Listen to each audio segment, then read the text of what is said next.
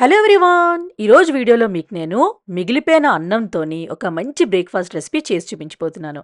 ఇది బ్రేక్‌ఫాస్ట్‌లోనే కాదండి, ఈవినింగ్ స్నాక్‌గా కూడా తీసుకోవచ్చు.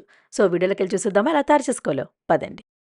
ముందుగా అన్నం తీసుకోవాలి. నేనిక్కడ ఒక కప్పుతో తీసుకున్నాను. రాత్రి మిగిలిపోయిన అన్నమైనా తీసుకోవచ్చు, ఫ్రెష్ అన్నమైనా తీసుకోవచ్చు. ఒక కప్పుతో తీసుకోవాలి.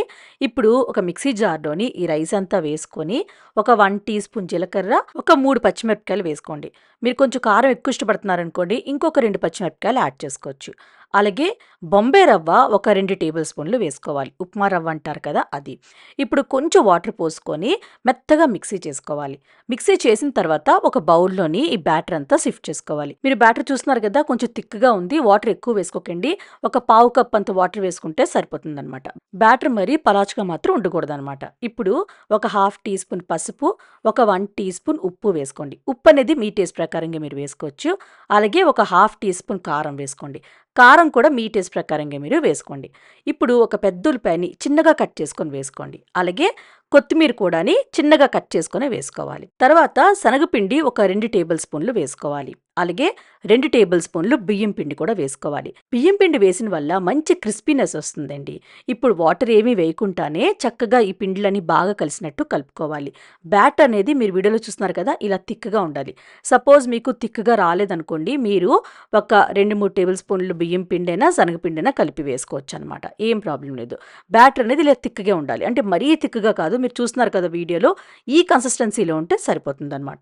ఇప్పుడు చెయ్యిని శుభ్రంగా కడిగి కొంచెం ఆయిల్ అప్లై చేసుకొని చిన్న చిన్న ముద్దలు తీసుకొని మనం టిక్కీలు ఎలా చేసుకుంటామో అలా చేసుకోవాలన్నమాట. మరి పలాచుగా చేసుకోకండి టిక్కీలు, కొంచెం థిక్‌గా ఉండాలన్నమాట. మీరు వీడియోలో చూస్తున్నారు కదా, ఇలా అనమాట.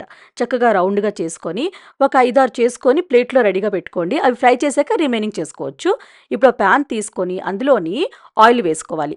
డీప్ ఫ్రై చేసినంత ఆయిల్ వేసుకోక్కర్లేదండి. సెమీ ఫ్రై చేసుకుంటాం అనమాట. అందుకే ఆయిల్ బాగా హీట్ అయిన తర్వాత మీడియం ఫ్లేమ్‌లోని ఈ టిక్కీలన్నీ వేసుకొని 2 వైపులు గోల్డెన్ కలర్ వచ్చిన వరకు ఫ్రై చేసుకోవాలి.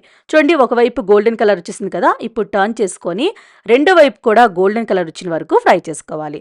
ఇలా 2 వైపులు కలర్ వచ్చిన వెంటనే మీరు ఇవి తీసుకొని ఒక జాలి గరిటెలో వేసేసుకోండి. అంతేనండి.